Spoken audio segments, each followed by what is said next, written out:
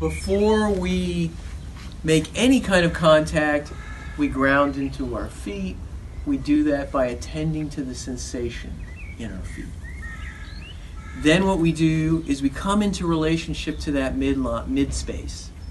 And at this point, you may have a clear idea of what your mid space feels like. You may have a vague idea of what it could feel like. Imagine if you could feel your mid space, what would your mid space feel like? Is it a line? Is it a light? Is it a calm darkness? It should have some quality of sweetness to it. We'll say more about mid-space later. We come into the quality of mid-space for ourselves, and then orient to what exists between that mid-space and our skin. Everything that's between us and our skin is fluid. So that's what it is to be fluidic. How do we experience fluidity? We're experiencing that fluidic quality between our mid-space and our skin, and especially our hands. So we do that before, at each step, at each table, we're going to do that before we listen. And then we make contact, and we just see what's there. We're showing our partners our own fluidity, and you're on the table just being fluid. And we see, what do we feel? And as we talked about earlier, we may not have words for it at all. There may not be any vocabulary. And that's fine. And they go, okay. Or you may have some experience of fluidity. And once you do, then I want you to ground back into, you can leave your hands here, but I want you to ground back into your feet. Orient to your midline. Give your partner a little bit of space. And then take a peek. Ask a question. Invite an answer. It's not an interrogation. Ask the question, is it the bag full or empty? If you get a piece of information, that's great. If you don't, you ground them back into yourself. You can ask another question. Is the liquid that I feel, is it thick or thin? Is it coarse or fine? At each step, kind of grounding back into ourselves.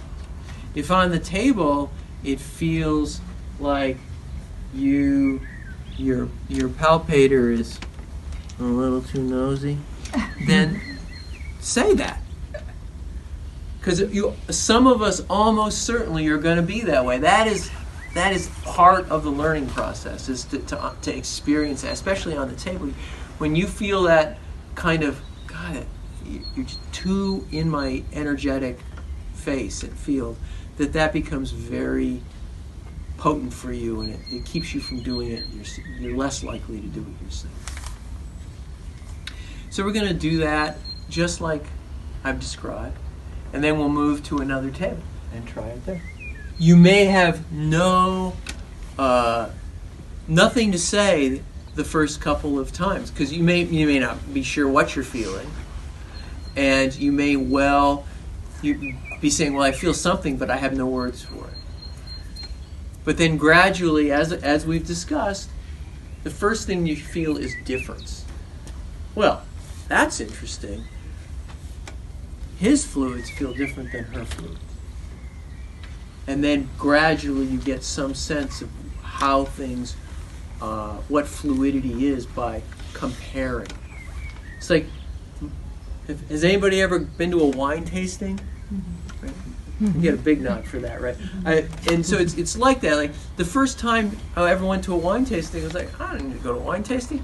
I know what I like. I can't talk about it, but I know what I like. But as soon as you're comparing two different wines, and you say, well, I like this one better because it's less tannic, and it's has more minerals, or whatever. And as soon as you have something to compare it to, you become much more articulate. So that's why we do it. You may or may not feel a tide, a movement. Unlike the yang rhythm, it's kind of mostly always there, the yang rhythm does stop sometimes. We'll talk about that. But the fluids may or may not be expressing themselves as a movement. When they are expressing themselves as a movement, it's often easier to feel because you can feel all of that stuff within the movement. But sometimes the chi just gets very still and it's like a placid pond. So then it's like, well, what's in the pond? Is the pond clear or murky? Are there clumps of seaweed in the tidal pool, or is it just clear?